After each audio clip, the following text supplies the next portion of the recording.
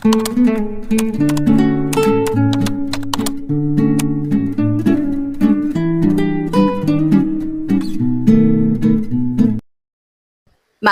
aisle, magarbong simbahan, kumikinang na wedding gown tapos ako, habang dahang-dahang naglalakad papalapit sa taong mahal ko.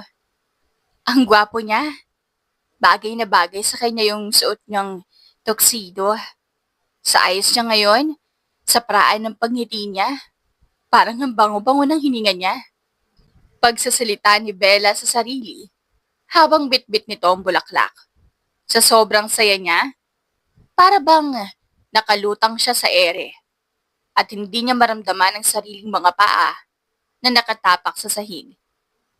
Eto na, malapit na ako sa kanya. Ilang segundo na lang, pareho na kaming dalawa na nasa harap ng altar. Excuse me, pabili nga po. Iha! Gising! Pabili ako ng suman mo. Kaagad na napabalikwas ng gising ang dalaga nang maalimpungatan ito sa sigaw ng kung sino. Nang tignan niya, yung matanda palang palaging bumibili ng suman niya tuwing hapon, kaya't alanganin niya itong hinitian. Ay nako, ang ganda na sana ng panaginip ko eh. Ito si Lola, estorbo. Bulong niya sa sarili, tsaka kaagad na nilapitan ng matanda. Ilang piraso po bang bibilhin niyo, Lola? Paubos na po yan, mainit-init pa. Usal niya at pinanood ang matandang dumukot ng pera sa wallet. Oh, eto, bibilin ko na lahat yan na makauwi ka na sa inyo at mukhang pagod ka na ata ngayon. Nakatulog ka na dyan sa kilid. Pagsasalita ng matanda at mabilis na inabot ang pera. Kaagad naman iyon inabot ng dalaga, tsaka mabilis na inayos ang ilang pirasong suman. Maraming salamat po, Lola. Mabuti naman at makakauwi ako agad. Sakto at ipagpapatuloy ko ang panaginip ko sa bahay. Tsaka bumangis-ngis ang dalaga, kaya tiningnan siya ng matanda. Abat, ano naman yung panaginip mo, iha? At mukhang atat ka atang bumalik sa pagtulog. Pagtatanong ng matanda kaya't muling napahagikik si Bella. Napanaginipan ko kasi kakasal na daw kami ni Jonas, Lola. Sayang nga eh, naputol yung panaginip ko. Ang ingay nyo kasi eh. Kahit man lang sana nakaabot ako dun sa part na you may now kiss the bride eh. Aniya pa, tsaka napanguso. Dahil doon, ay napailing na lamang ang matanda, tsaka diretsyong tiningnan si Bella. Kung ako sa'yo, hindi ko ibubuhos lahat ng pagmamahal ko sa Jonas na yan. Sa itsura lang nun, maraming babae yon. Ani pa nito, bago tuluyang tumalikod kaya't naiwang napapaisip si Bella. Subalit sa huli, ay napailing-iling na lamang ito bago bilangin ang kita niya ngayong araw. Maya-maya pa, ay napangiti ito tsaka kinuha ang nakalapag na bilao na pinaglagyan ng binibenta niyang suman. Wow! Mukhang swerte ako ngayon ah. Ay, malaki-laki din tong kinita ko ngayong araw. Mabibili ko na rin sa wakas yung hinihiling na sapatos sa Jonas sa akin para sa anniversary namin bukas. Masayang turay ni Bella tsaka sinimulan ng maglakad pa uwi. Habang naglalakad ay lilinga-linga pa ito sa paligid. Hanggang sa maya-maya ay napadaan nito sa isang butik. Dahilan kung bakit nagniningning ang mata nito nang makita ang isang wedding gown mula sa dingding na salamin ng butik. Ay, ang ganda. Kailan naman kaya ako pakakasalan ni Jonas? 2 taon na rin kami bukas. Pero ni minsan, hindi namin napag-uusapan ng tungkol sa kasal. Ano kaya kung paggitin ko sa kanya? Baka kasi naghihintay lang din siya na sa sasabihin ko, di ba? Tama, naghihintayan lang kaming dalawa ni Jonas eh. Alam ko namang may balak siyang pakasalan ako. At yung panaginip ko kanina, say na yun. Tatango-tango pang saad ni Bella, tsaka nagpatuloy na ulit sa paglalakad. Bahagya kasing dumidilim ang paligid. Senyales na paparating ang malakas na ulan. Maya-maya pa, ano ba yan? Umuulan na, nakakainis naman. Wala pa naman akong dalang payong. Pagrereklamo niya nang magsimulang pumatak ang malalaking butil ng ulan, kaya't sinimulan niya na ring mas lakihan ang ginagawang pagakbang. Subalit hindi nagtagal ay tuluyan na nga bumuhos ang malakas na ulan. May kasama pa itong mahihinang kulog at kidlat, kaya't napayakap sa sarili si Bella. Takot kasi ito sa kulog. Maya-maya pa ay napadaan ito sa isang maliit na kubo. Hindi na nito pinansin ng mga taong naroon at walang pag-atubali siyang lumapit upang sumilong. Grabe, ang lamig. Nasaan kaya si Jonas ngayon? Sana naman sunduin niya ako. Aniya pa sa sarili, habang pinagmamasdan ng pagbuhos ng ulan. Dahil nga anong oras na rin iyon ay mabilis na rin kinain ng dilim ang kalangitan. Sanhi kung bakit mas nangingibabaw sa sistema si Bella, ang pagnanais na makauwi na. Pinakaayaw na kasi sa lahat ay ang nasa labas pa, habang gabi na at umuulan pa. Gabi na. Parang wala pa yatang planong tumigil ang ulan. Asa na ba kasi si Jonas?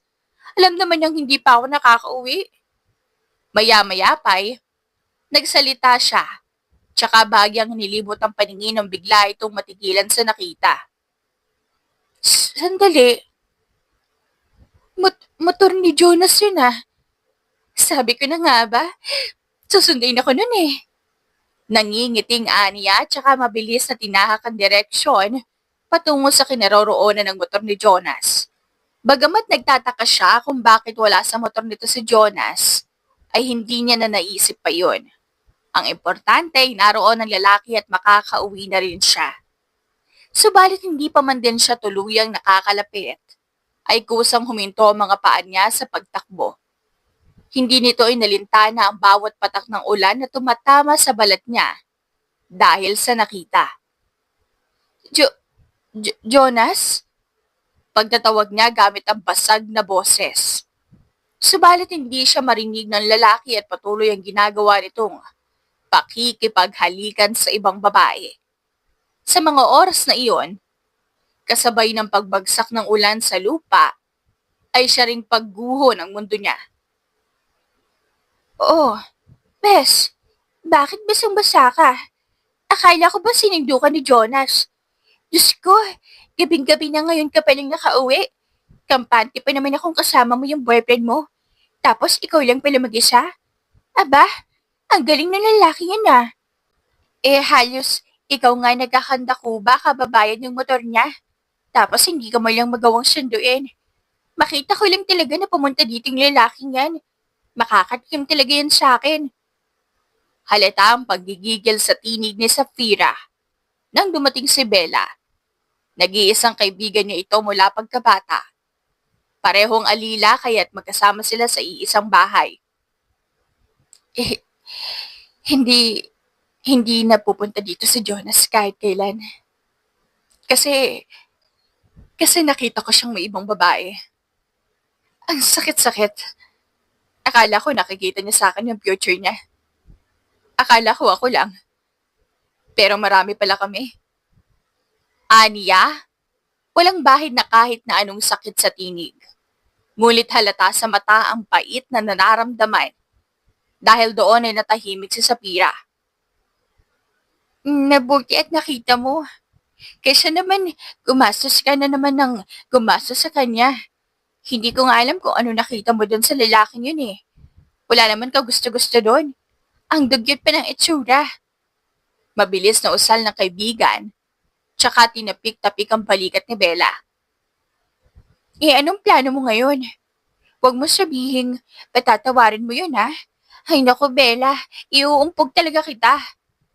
Dagdag ni Sapira. Halata pa rin ang inis sa tinig. Samantala ay napahinga naman ng malalim si Bella tsaka yumuko habang binaglalaroan na nagniningning nitong kamay. Pupunta ako sa Maynila, Bes.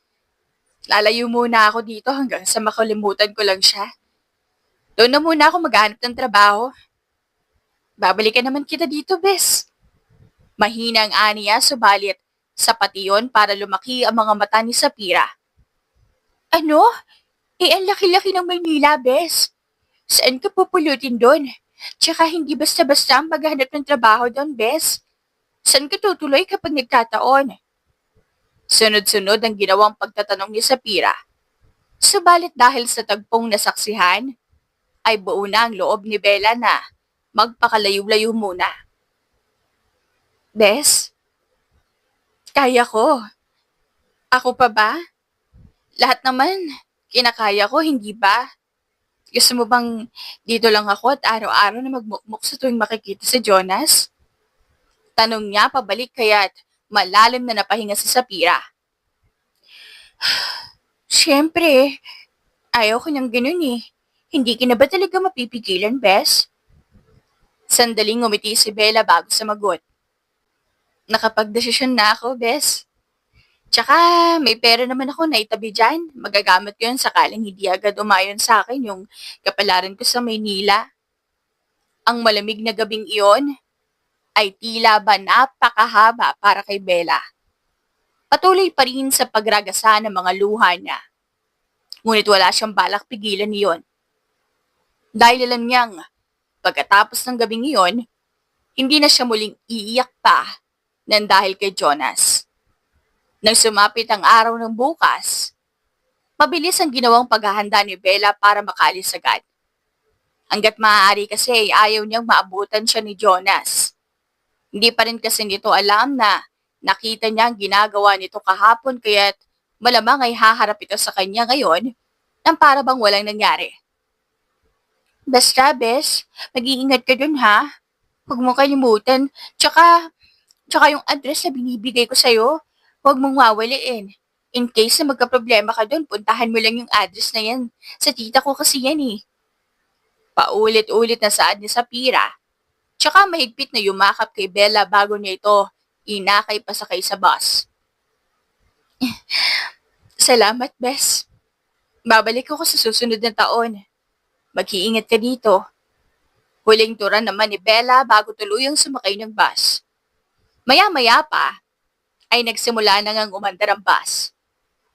Nasa bintana lamang ang tingin ni Bella, habang simpleng nakangiti. Hindi nito alam kung bakit ang gaan ng pakiramdam niya gayong kagagaling pa lamang niya sa breakup. Makalipas ang napakahabang oras, lilinga-linga si Bella nang tuluyang makarating sa Maynila. Grabe. Nakakalula naman dito. Ang tataas ng building. Ngayon lang ako nakakita ng ganito, tsaka ang daming sasakyan. Ang init. Namiss ko agad yung sariwang hangin sa probinsya. Pagsasalita niya sa sarili, habang naglalakad sa gilid. Bitbit ang isang hindi kalakihang bag na naglalaman ng ilang gamit at mga damit niya. Ay, ano kayang pwede kong pasukan trabaho dito? Sana naman makahanap agad ako. Aniya pa? Tsaka malawak na napangiti ng mamataan ng isang bahay. Nakabukas ang gate nito kaya dire-diretso siyang pumasok doon. Sino ka? Ano ginagawa mo dito? Pagtatanong ng babae sa kanya. Bakas ang gulat sa mukha. Ah, eh, gusto ko po sanang mag-apply ng trabaho.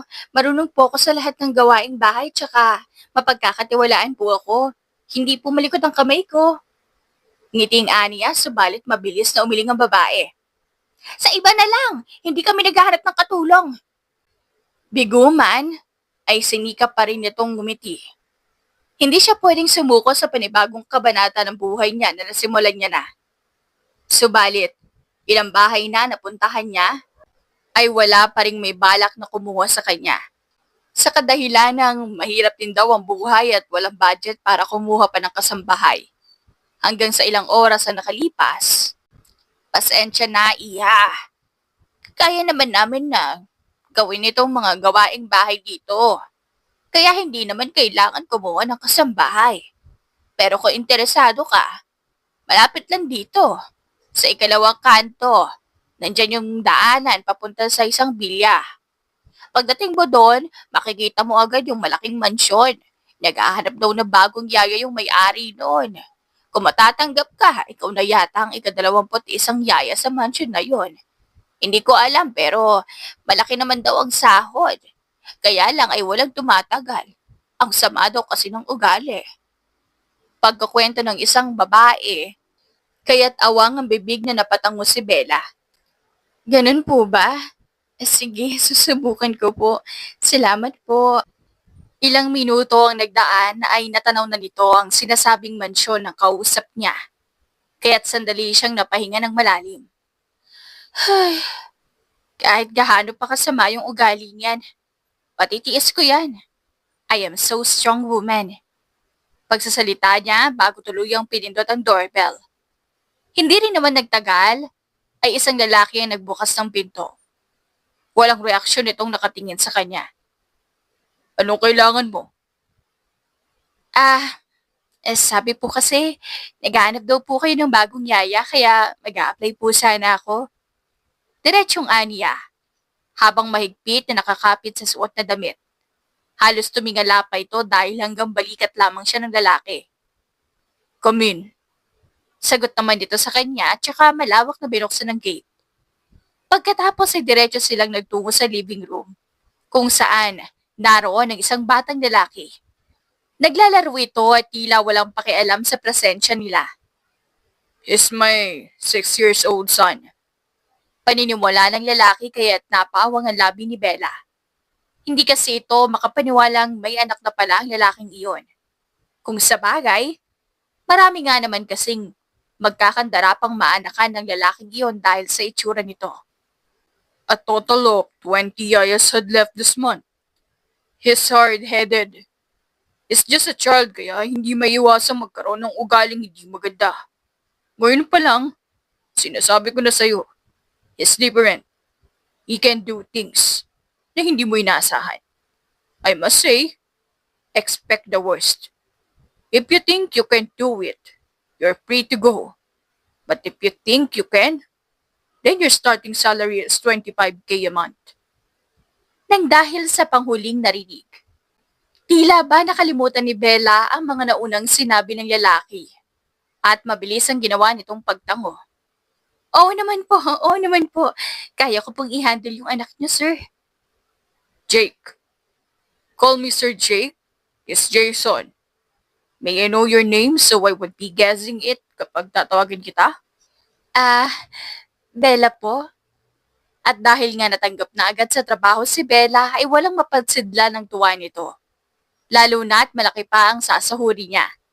Sa isip niya ay makakapagpagawa na rin siya ng bahay sa probinsya kasama ang kaibigan. Nang umalis ang among lalaki, ay walang pagalinlangan lumapit ito kay Jason na naglalaro pa rin sa sahig. Tahimik at hindi man lang siya nilingon. Hello, Jason. Ako nga pala ang bagong yaya mo. Gusto mo bang samahan kitang maglaro? Nakangiting aniya kaya't napalingon sa kanya ang bata. Who are you? Tanong nito. Sa tono ng pananalita ay para bang si Jake ang kaharap niya at hindi ang anak nito. Ako si Bella. Laro tayo? Aniya tsaka tinangkang mas lumapit pa.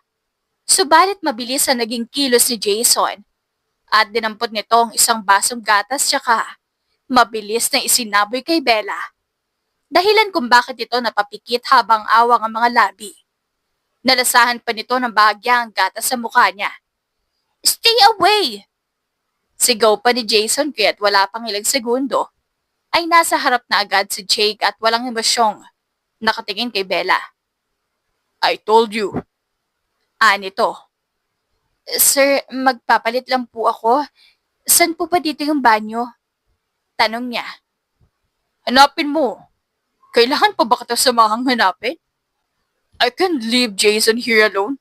Ilang segundo pa nga lang akong nawawala, ganyan na agad ang nangyari. Sagot ni Jake kaya't kakamot-kamot na tumalikod ang dalaga. Sungit naman pala ng lalaking yun. Gwapo nga, gano'n naman ang ugali. Tsaka grabe naman yung batang yun. Hindi niya ba tinuturuan ng tamang asal yun? Akala ko pa naman sa expect the worst niya eh. Sadyang matigas lang ang ulo ng bata. Ay nako, asan ba nanay noon at parang hindi man lang napagsasabihan. Mahinang bulong niya sa sarili nang sa wakas ay nahanap niya rin ang banyo. Sandali itong napatitig sa refleksyon niya sa malaking salamin na naroon. Halata ang pagiging malagkit ng buhok at ibang parte ng katawan niya dahil sa gatas. Kaya't iiling-iling itong napabuga ng hangin. Unang araw pa nga lang ganito na agad nangyari. Ganito ba talaga ugali ng mayayaman? Wala namang ganito sa probinsya ah. Aniya pa bago simulang linisan ang sarili. Samantala, mabilis lamang na lumipas ang araw na iyon. Bawat kilos ay bakas ang pagkailang ni Bella. Natatakot kasi itong baka bigla na lamang mag-react si Jason kapag hindi nagustuhan ang kilos niya. Kinabukasan, maaga itong nagising para magluto ng almusal. I'm glad you know how to cook, but next time, learn to perfect your seasonings. Medyo matapang pa. Pagsasalita ni Jake habang nakaupo sa hapag, kaya't napatingin sa kanya si Bella at saka ngumiti. Ganun po ba, sir? Pasensya na po, tatansyahin ko na lang sa susunod. Aniya pa. Kung kailan ubos na yung kinakain tsaka pa nagre-reklamo, hindi na lang magpasalamat. Mahinang bulong niya tsaka ipinagpatuloy ang paglilinis ng lababo. Are you saying something there? Wala po, sir. Sabi ko, sasarapan ko na lang yung luto ko next time. Tumango-tango si Jay kaya't napahinga si Bella. I'm off to work. Take care of the house. Huwag mo rin aalisin na makamata mo kay Jason. Yes, clumsy. Maya-maya sabi ni Jake tsaka ito tumayo. Sir, dudukutin ko po ba yung mata ko? Tsaka ididikit kay Jason para hindi maalis? Mabilis na tanong ni Bella kaya't sumama ang tingin sa kanya ni Jake. What the heck are you talking about? Stop joking around. Seryosong anas nito, tsaka tumalikod na kaya't naiwang awang ang labi ni Bella. Stop joking daw eh. Tinanong ko lang naman kung anong gagawin. Usal na lamang niya, tsaka idiligpit ang natitirang kalat. Naisip nitong linisin na rin ang buong bahay habang hindi pa nagigising si Jason. Kaya naman ang magising nito ay pagod at pawis na si Bella. Gayunpaman, ay pinanantili nito ang mga ngiti sa labi. Good morning, Jason. Nagluto ko ng agahan. Gulay, pampahaba ng buhay. Malambing niyang saad, tsaka nilapit ang pagkain kay Jason na magkasalubong ang kilay, habang pinagmamasdan ng pagkain nasa harap. Veggies? Tanong niya kaya tumango si Bella. Come here, Yaya. Pag-uutos na Jason na mabilis sinunod ng dalaga. Hindi pa rin nawawala ang ngiti sa labi nito. Lalo na nang makitang kumuha ng kutsara si Jason at tumingin sa kanya habang nakangisi. I hate veggies, Yaya. Usal nito tsaka itinapon sa sahigang gulay. Bagay na ikinalumo ng dalaga. Kalilinis ko lang. Sana pinabayaan mo na lang sa mesa kung hindi mo kakainin. Hindi mo naman kailangan ikalat pa. Mahina ang aniya at nanghihina ang kumuha ng panlinis. Tagaktak ang pawis nito habang ginagawa yon. Sa isip niya ay parang hindi niya kakayanin kung gano'n ang mangyayari araw-araw. Kaya siguro walang tumatagal na yaya dito kasi masama na nga ugali ng anak. Masungit pa yung ama. Siguro parehong pinaglihito sa sama ng loob. Parang galit na galit sa mundo eh. Turan na lamang niya at marahang pinunasan ng mga pawis. Isang gabi matapos makapaglinis sa kusina ay naisipang puntahan ni Bella si Jason sa silid upang tingnan kung nakatulog na ba ito. Subalit napansin nito ang librong hawak ni Jason habang nakahiga at nakatitig lamang sa kisame. Gusto mo bang basahan kita ng kwento para makatulog ka? Mahinang pagtatanong niya nang tumingin sa kanya si Jason. Inaasahan na nito ang bayolenteng reaksyon ng bata. Subalit laking gulat niya nang unti-unti nitong inabot sa kanya ang libro at tahimik na naghihintay sa kanya. Simulan ko na ha. Isang araw, sa malayong kaharian, nakatira ang isang munting prinsipe. Paninimula niya habang nakatingin lamang sa kanya si Jason. Tahimik na nakikinig hanggang sa unti-unti nitong kinain ng antok. Sa kabilang banda, tahimik lamang na nakatayo si Jake malapit sa pinto ng silid ni Jason. Nakikinig sa ginagawang pagbabasa ni Bella. Ngayon ang ikatlang araw ng pananatili ni Bella sa kanila. Nakakagulat mang tumagal ng ganun si Bella sa ugali ng anak niya. Alam niyang bukas o makalawa ay susuko din ito. Oh, sir, kanina pa po ba kayo nandyan? Maya-maya ay napabalik sa wisyo si Jake nang marinig ang tinig ng dalaga. Nang dahil sa pag-iisip ay hindi nito namalayang nasa harap na niya pala si Bella, kaya't ganun na lamang ang pagkabigla nito na magsalita ito sa harap niya. Sandali lang naman itong napatighim bago magsalita. No, I just came to check Jason. Tipit na sagot niya kaya't marahan ang ginawang pagtango ni Bella. Ganun po ba, sir? Sige po, sir. Mauna na po ako sa inyo. Maaga pa po akong gigising bukas eh. Sagot pa nito tsaka sinimulan ng ihakbang ang mga paa. Subalit hindi pa man din siya nakakalayo ay napahinto ito nang tawagin siya ni Jake. Mabilis ang ginawa nitong paglingon. Kaya't hindi sinasadya nagtama ang kanilang mga mata. Bagay na naging dahilan kung bakit tila ba bumilis ang pagtibok ng puso ni Bella. Sir, can you come to my office? I just have to show you something. I'm having a meeting in 2 days. I want my office clean. Diretsong sagot ni Jake at nagsimula na itong maglakad. Kaya't malalaki ang ginawang hakbang ni Bella para lang maabutan ito. Nang makarating sa sinasabing opisina ni Jake, ay sandaling napalinga si Bella sa paligid. Sa isip niya ay wala naman siyang nakikitang kalat sa silid na iyon, kaya't hindi niya alam kung anong kailangan niyang linisin doon. Kasi pag-uutos sa kanya ng lalaki na mabilis niyang sinunod. Tsaka niya pinanood ang ginawang pag-upo ni Jake sa swivel chair nito sa harap niya. Listen, I don't really want you to clean up here. I just want to say thank you for staying. I know it's hard dealing with my son. So I'll understand if one of these days, you'll leave us. But at least, I already said my thank you. Mabilis, ngunit malinaw ang pagkakasabi ni Jake noon. Bagay na ikinalaki ng mata ni Bella.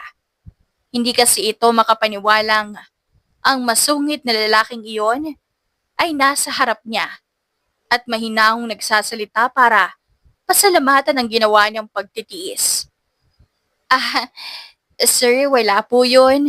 Kailangan ko rin po kasi ng trabaho tsaka kaya ko naman pong pagtiisan si Jason. Pero sir, payo ko lang po. Sana po mapagsabihan din po natin si Jason. Naiintindihan ko pong bata pa siya. Pero kailangan din po niyang malamang mali yung inaasal niya. Mahina at nakangiting sagot naman ni Bella. Kaya't napatungo si Jake sabay buga ng hangin. Matapos noon ay sandaling namutawi ang katahimikan sa pagitan nilang dalawa. Hanggang sa mapatingin si Bella sa isang larawan ng babae sa mesa ni Jake. Kaya't pinagkatitigan niya iyon ng matagal. Dahilan kung bakit ito dinampot ni Jake nang mapansin nito ang paninitig niya. This was my fiancée, the mother of my son. Mahinang tura ni Jake habang hinahaplos ang larawang iyon. Samantala ay awang naman ang labi ni Bella habang naghihintay na muling sasabihin ng amo. Tiligawan ko siya ng mahigit 2 taon.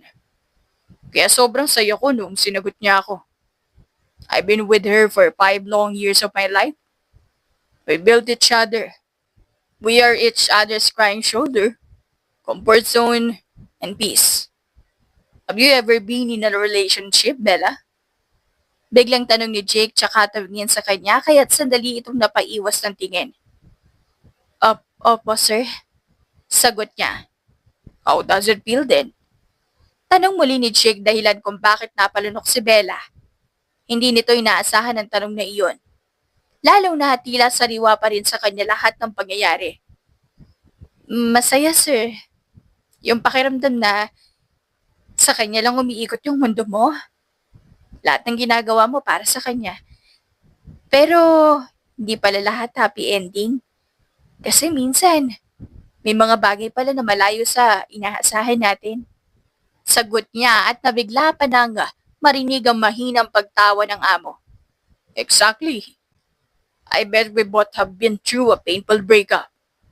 That's exactly how I felt, Bella. I poured everything to her. Nang malaman kong buntis siya, I told her I'll marry her. I proposed. She said yes. And I thought that's it. Our happy ending. Pero may ibang plano pala siya. She ran away after giving birth to our son. Did you know how devastated I am?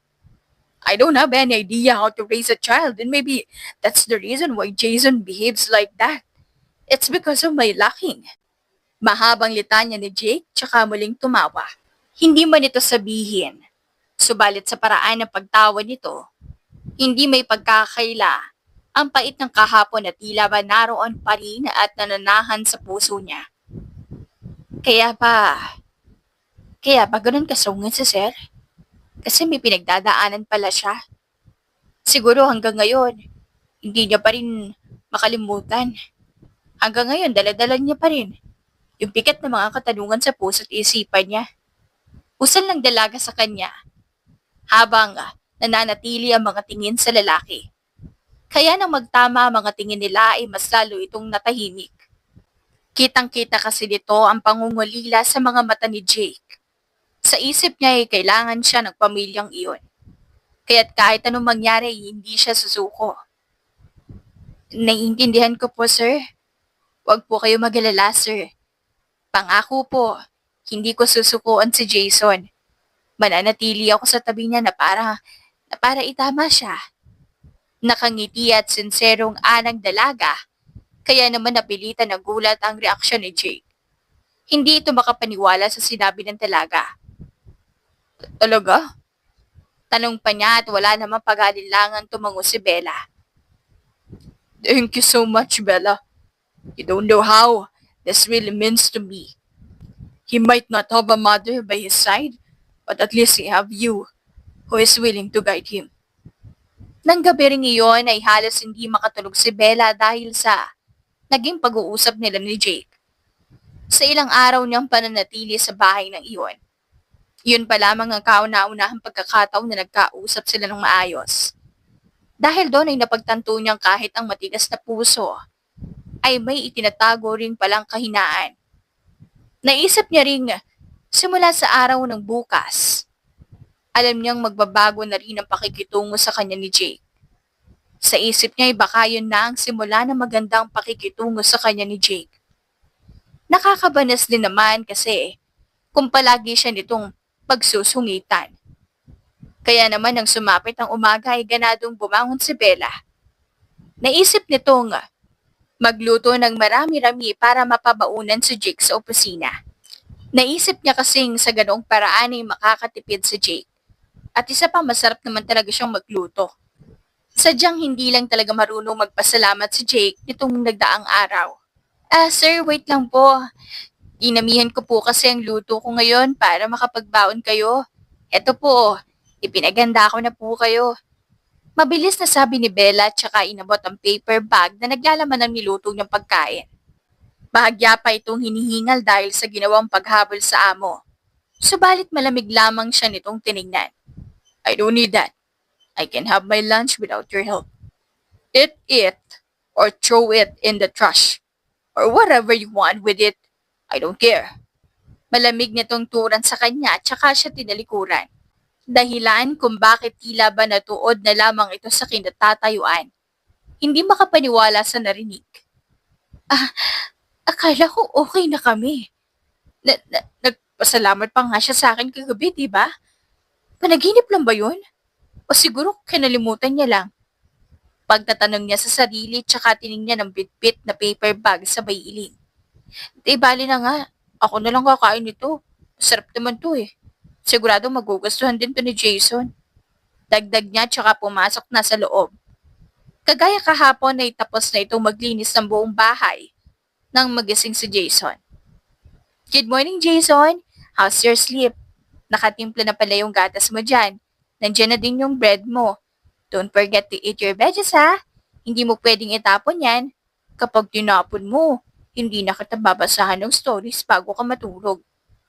May halong pananakot na sa Ate Bella, tsaka pinagmasdan ng pagmuso ng bata. Bagay na ikinatawa niya. Gayunpaman, inatawa ito nang mapansing na ubos ni Jason ang hinanda niyang agahan. Samantala, mabilis din na lumipas ang araw na iyon nang hindi namamalayan. Nang sumapit ang gabi, matapos ihanda ang lahat ay naisipan munang manood ng TV ni Bella. Sandali nitong nilingon si Jason at tahimik lamang itong naglalaro sa sahig, kaya't ipinagpatuloy na rin niya ang panonood.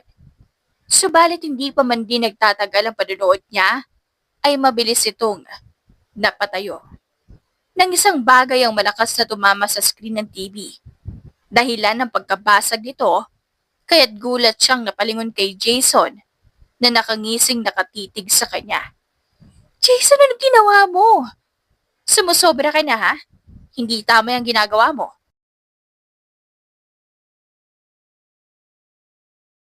Oo, hindi akin to pero matuto ka rin namang magpahalaga sa bagay na pinaghirapan ng ama mo. Hindi magandang kalakihan mo yung hindi magandang pag-uugali, Jason ha? Mahinahon, ngunit mahihimigan ang galit at pagkadismaya sa tingin ni Bella.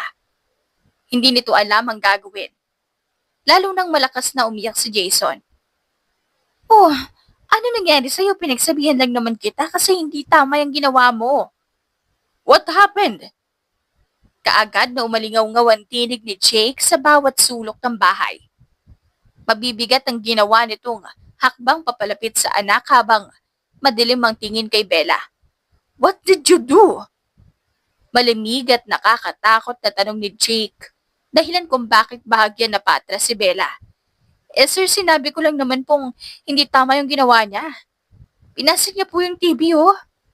Tsaka nito nanginginig na itinuro ang TV. It's just a dumb TV. Why did you scold at him? Hinayaan mo pang umiyak yung bata para lang sa TV na yan? I can buy millions of TV.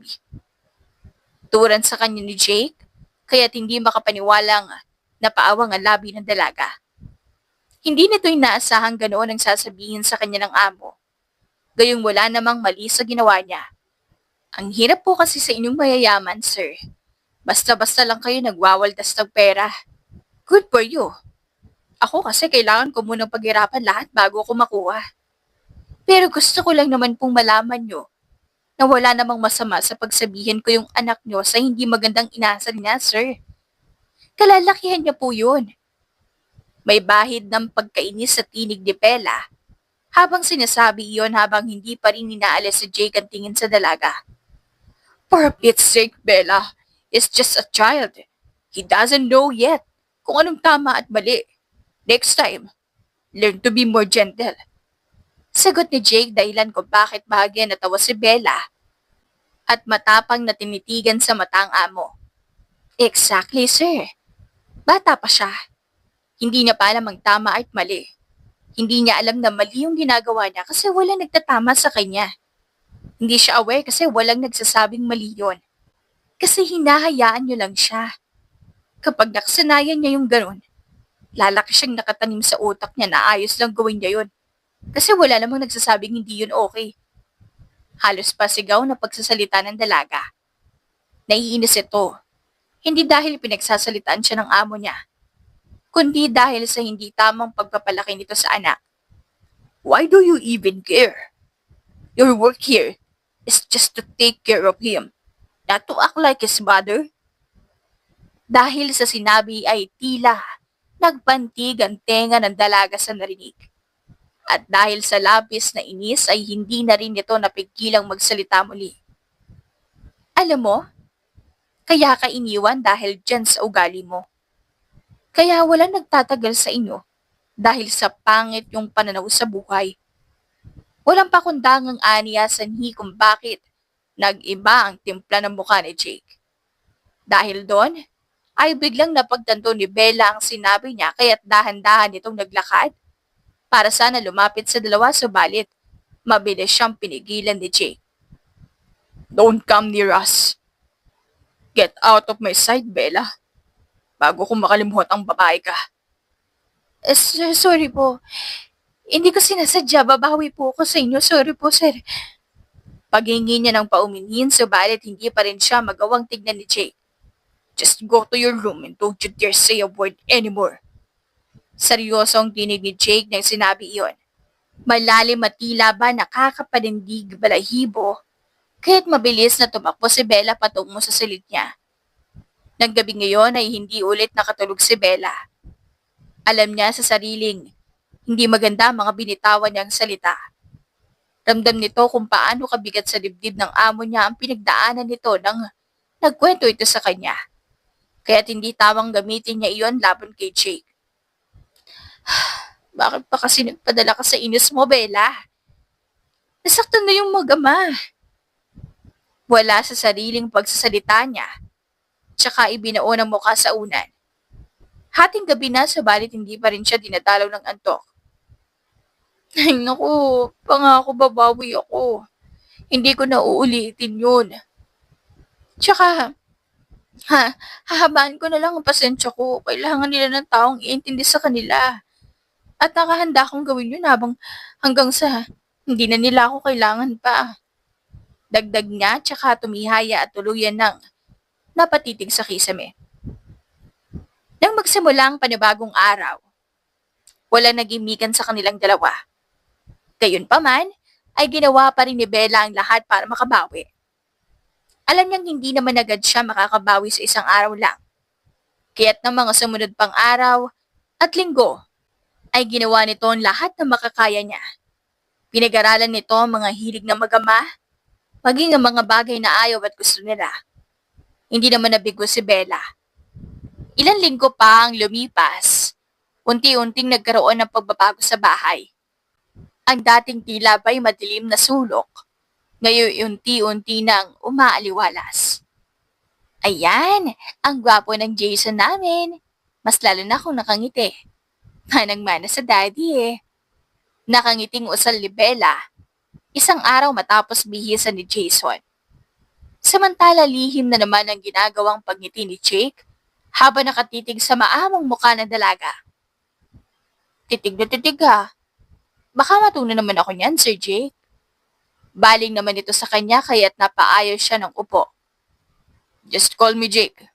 I'm not too old, Bella. Gee, ang ganda niyo daw po kasi kaya natulala si Daddy sa inyo.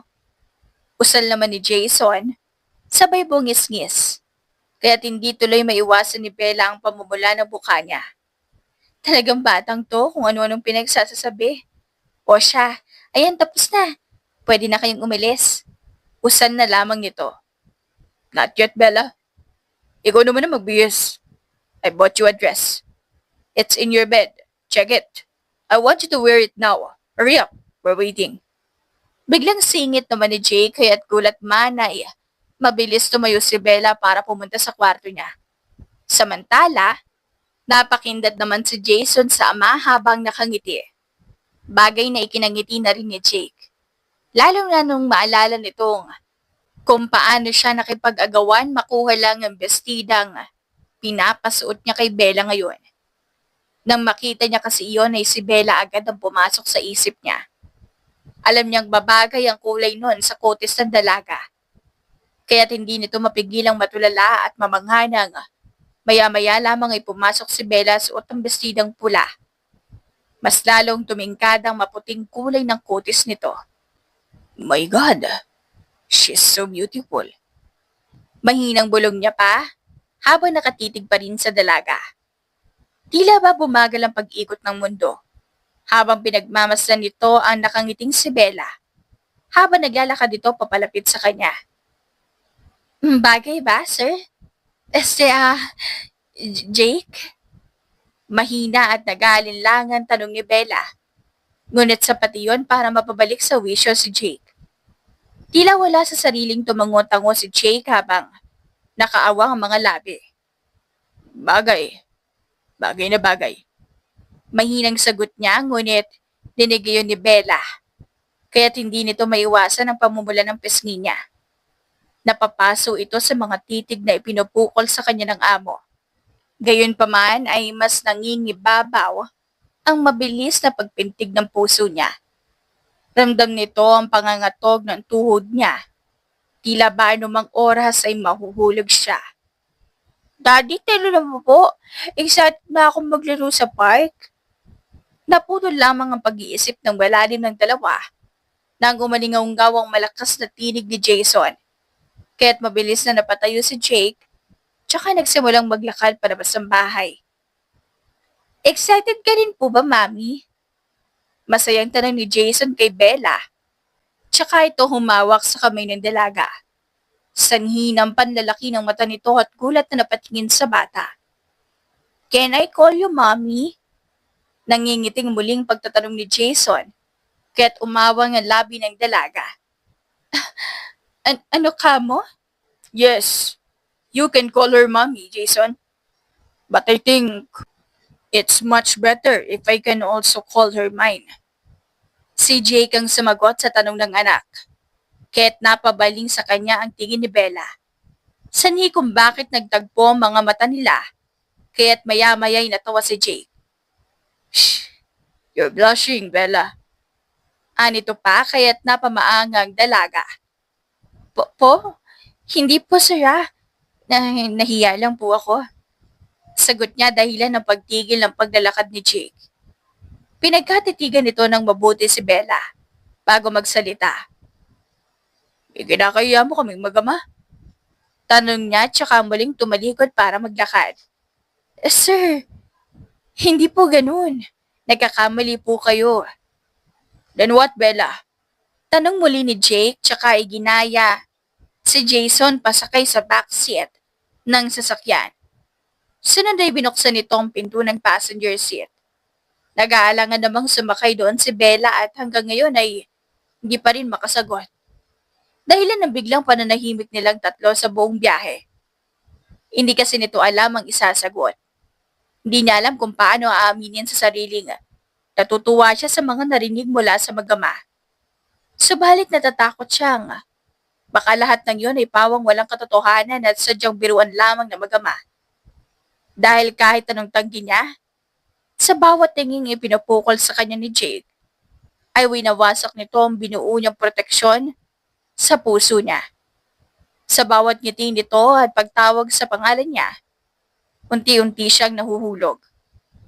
Nang makarating sa parke ay mabilis na nagtatakbo si Jason para maglaro. Dahilan kung bakit naiwan silang dalawa. Parehong nakatanaw sa mga batang naglalaro.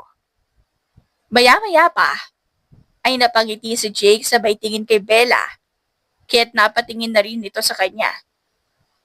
May problema po ba, sir? Tanong nito.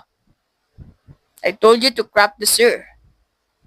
Sagot ng lalaki kaya't simpleng kinagat ni Bella ang labi niya. Pasensya na po. Hindi kasi ako sanay. Simpleng sagot niya. Iwasan mo na rin yan po. Hindi naman tayo nagkakalayo ng edad, malino ba? Opo. Sagot niya dahilan kung bakit magsalubong ang kilay ni Jake. Isa pang po, hahalikan kita, Bella. Aniya sanhi ng pananahimik ng dalaga. Paulit-ulit niyang narinig yon sa isipan niya. Tila ba gusto nga niyang banggitin ulit ang salitang po para lang subukan kung hahalikan nga ba talaga siya ng amo. Subalit maunabuti nitong pigilan ng sarili at takpan na lamang ang bibig. Pagkatapos noon ay wala nang nagtangkang magsalita sa kanilang dalawa. Naroon lamang sila sa gilid. Tahimik, pinakikiramdaman ng tibok ng kanilang mga pusong parehong takot na masaktan muli. Nabasag lamang ang katahimikang iyon nang lumapit sa kanila si Jason. Pawis na pawis ito. Subalit walang bakas ng pagod sa mga mata niya. Daddy, please buy us some ice cream. I want ice cream. Malambing nitong tugon sa ama kaya't hindi niya ito nagawang tanggihan. Okay, hintayin niyo ako dito. Bibili lang ako. Usal niya nang nakangiti. Nag-enjoy ka ba, Jason? Tanong ni Bella nang maiwan silang dalawa. Ngumiti naman ang bata sa baitang mo. Opo, mami. Ikaw po. Nag-propose na po ba si daddy sa'yo? Tanong pabalik ng bata sa ni kung bakit. Bumakas ang pagkabigla sa mukha ng dalaga. Muli ay naalala nito ang pagnanais na may kasal. Subalit simple itong napangiti. Hindi, Jason. Katulong niyo lang ako. Walang gusto sa akin ng daddy mo kasi hindi kami bagay. Simpleng sagot niya. No! Daddy likes you. I can see it in his eyes. Nahiya lang po siya magsabi, Mommy, but he really wants you to be my mommy, so please, marry my dad. Halata ang pangungusap sa tinig ni Jason habang diretso nakatingin sa mga mata ni Bella. Hindi ganun kadali yun, Jason. Imposibleng magustuhan ako ng dad mo. Miss, sumama ka sa amin. Hindi pa man din natatapos sa pagsasalita si Bella nang maramdaman nito ang marahas na paggablot sa braso niya ng kung sino man. Bitawan niyo nga ako, sino ba kayo? Pagtatanong niya at pilit na tinatanggal ang kamay sa braso niya. Kailangan mo sumama sa amin kung ayaw mo masaktan at madama yung batang yan. Mami, saan niyo siya dadalhin? Malakas sa sigaw ni Jason subalit ang lahat ay abala kaya't walang nakarinig sa sigaw na iyon. Sani kung bakit ito naiwang mag-isa habang iyak ng iyak. Bobby, nakapag-Maynila ka na nagkaanak ka na agad? Nakangising sa lubong sa kanya ng isang lalaki nang sapilitan siyang maisakay sa sasakyan. Nang titigan niya ito ay napaawang ang labi niya. Jonas, paano mo nalaman kung nasan ako? Ano bang nagawa ko? Anong kailangan mo sa akin? Sunod-sunod ang naging pagtatanong niya kaya't galit na napalingon sa kanya si Jonas. Hindi ba't ako dapat ang maraming katanungan, Bella? Bakit bigla kang nawala sa mismong anniversary natin? Bakit hindi mo man lang ako sinabihang aalis ka? Pinagbuka mo kong tanga. Paggalit nitong Anya kaya't lihim na natawa ang dalaga. Ayos. Hindi ba't ako naman ang may karapatang magalit dahil sa ginagawa mo panloloko sa akin noon? Umalis ako kasi nakita kitang may kahalikang iba. Halos pasigaw na Anya sa ninang paglambot ng tingin sa kanya ni Jonas. Bella, isang beses lang yun. Halik lang. Walang ibang nangyari. Ano mo bang halos mabaliw ako kakaisip sa'yo nung nalaman kong wala ka na? Hindi ko alam kung saan ka nahahanapin. Bakit mo pa ba ako hahanapin, Jonas? Wala kang ibang mahuhututan? Pwede bang ibabahan niyo ako? Saan niyo ba ako dadalhin? Malamig na Anya. Nag-aalala ito kay Jason at Jake at sa mga oras na yon ay tanging ang mag-amang nasa isip niya. Iuwi na kita sa probinsya. Di ka pwede sa iba. Akin ka lang, Bella. Matigas naman na sagot ni Jonas. Tsaka sumenyas sa mga kasamahan. Hindi nagtagal ay tinakpan ng isang lalaki ang mukha ng dalaga dahilan ng pagkawala ng malay nito. Samantala sa kabilang banda ay masaya naglalakad si Jake. Bitbit ang 3 korneto. Sa lapad ng pagkakangiti niya ay hindi niya maitatanggi ang labis na kasiyahan. Sa tanang buhay niya ngayon lamang siya sumigla ng ganon. Lalo na nang makitang ngumiti ang anak sa kauna-unahang pagkakataon. At lahat ng yon ay dahil kay Bella. Si Bella na kung dati ay walang lamang para sa kanya pero ngayon, kahit bali-baliktarin man ang mundo ay hindi niya pwedeng sabihin wala siyang nararamdamang kahit ano para sa dalaga. Subalit na putol lamang ang labis-labis na pag-iisip nito nang matanaw niya si Jason. Mag-isa at iyak ng iyak.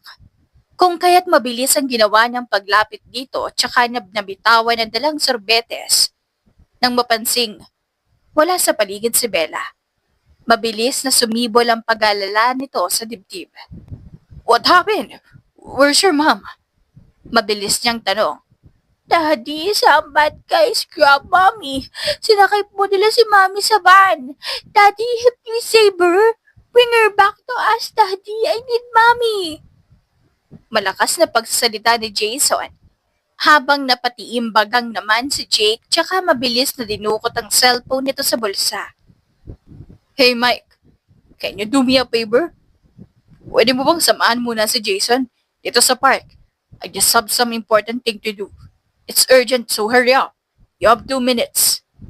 Hindi pa man din tuluyang nakakasagot ang kaibigan sa kabilang linya ay kaagad na nitong ibinaba ang tawag tsaka muling tinignan ng anak. Don't worry. I'll bring her back here, okay? Mahinahon niyang saad at marahang hinaplos ang ulo ng anak. Pagkatapos ay may kung ano itong ikinalikot sa cellphone. Seryoso mukha nito habang ginagawa iyon hanggang sa tuluyan nitong napangisi. Gotcha. Aniya pa habang nakatingin sa lokasyon ng kinalalagyan ni Bella. Sinadya niya kasing lagyan ng maliit na device na tumutukoy sa lokasyon na kinilalagyan ng dress na suot ni Bella para sana madali niya itong mahanap oras na magkahiwalay sila sa park. Maya-maya pa, tuluyan na ring dumating ang kaibigan nito kaya't nagmadali siyang umalis. Ni hindi na nito nagawang lingunin pa ang kaibigan dahil sa sobrang pagmamadali. Hindi niya gustong magsayang pa ng oras. Dahil sa bawat minutong lumilipas ay mas lalong nadadagdagan ang kaba niya. Nanginginig ang mga kamay nito habang nakahawak sa manibela ng sasakyan. Whoever you are, I'll not let you see another sunrise again. Madiin ang pagkakasabi niya noon. Halatang anumang oras ay nakahanda siyang pumatay. Ngunit bakit nga ba ganun na lang siya kung makareact? Anong klase nga bang nararamdaman niya para sa dalaga? Maging siya ay hindi na rin alam. Ang tanging alam niya lang ay gusto niyang makita at makasamang muli ang dalaga. Nang dahil sa bilis ng pagpapatakbo ay hindi rin nagtagal bago pa nito natuntun ng kinaroroonan ng dalaga. Sa sobrang pagmamadali ay dire-diretso ang ginawa nitong paglakad. Dahilan kung bakit ito mabilis na namataan ng ilang bantay at mabilis na umalingaw-ngaw ang ilang putok ng baril sa paligid. Samantala nang dahil sa putukang iyon ay nagising si Bella. Nakatali ang parehong kamay at paa nito. Nasaan ako? Anong ingay yun, Jonas? Pakawalan mo ako dito. Pagsasalita niya, mababakas ang panghihina sa tinig habang natataranta namang lumapit sa kanya si Jonas para kalagan ang tali sa paa nito. Di ko alam, mukhang natuntun tayo dito. Tayo, bilis, tatakas tayo. Nagmamadali namang sagot ni Jonas. Tsaka pinatayo ang dalaga sa may hila. Bitawan mo nga ako, Jonas. Sasaktan ako. Saan mo naman ba ako dadalhin, ha? Nagmamatigas na turan ni Bella, kaya tinitigan siya nito sa mga mata. Tatakas tayo, Bella. Lalayo na tayo dito pagkatapos mumuhay na tayo ng normal. Nang tayong dalawa lang. Magkakasama na tayo, Bella. Sagot sa kanya ng lalaki. Namumula mga mata nito dahilan kung bakit bahagyang nakaramdam ng takot si Bella. Hindi ito ang Jonas na nakilala niya at minahal niya noon. Gayunpaman ay wala na siyang pakialam. Nahihibang ka na ba, Jonas? Hindi ako sasama sa'yo. Simula nang pumunta ako ng Maynila, ibinaon na kita sa libot. Jonas, huwag kang umasa na babalikan kita. At mamahalin pa rin kita tulad ng iba kasi hindi na. Malabong mangyari yun kaya itigil mo na to. Lakas loob niyang sigaw. Pilit kumakawala mula sa mahigpit na pagkakahawak sa kanya ni Jonas. Subalit mas lalo nitong diniinan ng pagkakahawak. Tsaka siya hinila ng marahas. Bakit? May iba ka na ba, ha? Ipinagpalit mo na ba ako? Yung tatay ba ng batang kasama mo, ipinalit mo sa akin, ha, Bella? Mababakas sa tinig nito ang matinding galit. Oo, Jonas. May iba nang nagmamayari ng puso ko. Kaya tumigil ka na sa kabaliwan mong to. Sagot muli ni Bella tsaka isang malakas na suntok ang iginawad sa mukha ni Jonas nang tuluyan itong makalagang tali sa kamay niya. Dahil din doon ay mas lalong nanginig ang kalaman ni Jonas. Sanhi kung bakit ito ay tinaas ang kamao para gumanti kay Bella. Ilang segundo na lang, tatama na ang kamao nito sa mukha ng dalaga. Kaya tanging pagpikit na lamang ang nagawa ni Bella. Don't you dare try to lay your hands on her, or else I'll show you the way to hell. Malimig, baritono at maotoridad na sa Ate Jake. Sanhi kung bakit napadilat si Bella at awang ang labing napatingin sa lalaki. Hawak nito ng mahigpit ang kamao ni Jonas habang nagbabaga ang mga mata. Bella, relax. Nasa panganib ka. Hindi ka dapat nakakaramdam ng ganito. Pagsasalita ng dalaga sa sarili ng makaramdam ng kasiyahan dahil sa pagdating ni Jake. At sino ka naman? Ha? Ano ka ba ni Bella para mangilab dito? Hindi ka kasali sa relasyon namin kaya huwag kang makialam dito.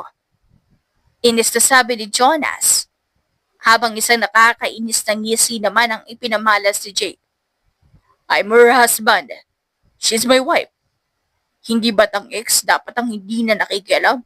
Mapang-asar na tanong nito at mas lalo pang gumisi ng gumuhit ang pagkakapikon sa mukha ni Jonas. Paano mo naman nasabing ex niya ako ha? Eh, hindi naman kami naghiwalay. Lalaki ka. Alam nating pareho na inaalam natin bawat pahina ng buhay ng babae na gugustuhan natin. So if I were you, I'll back off. Cause you won't like it kapag nandilim ang paningin ko. Seryosong sagot ni Jake dahilan ng mas lalong pagawang ng labi ni Bella. Sa kalagitnaan ng panganib ay naroon ito sa gilid. Iniisip ang mga salitang binitawan ni Jake. Dahil doon ay tila mas malakas pa ang kabog ng dibdib niya kumpara sa nangyaring putukan. Ilang minuto ang nakalilipas. Sa gitna ng tensyon, binaril ni Jonas si Jake matapos siyang pagtawanan sa sinabi nito. Napatakbo si Bella at niyakap ang dugo ang lalaki. Jake! Sigaw niya habang ipinataw ang ulong nito sa kanyang hita.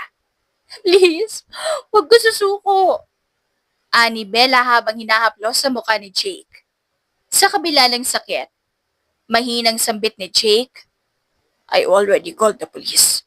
They must be here soon. At bago tuluyang mawala ng malay, hinalikan niya si Bella.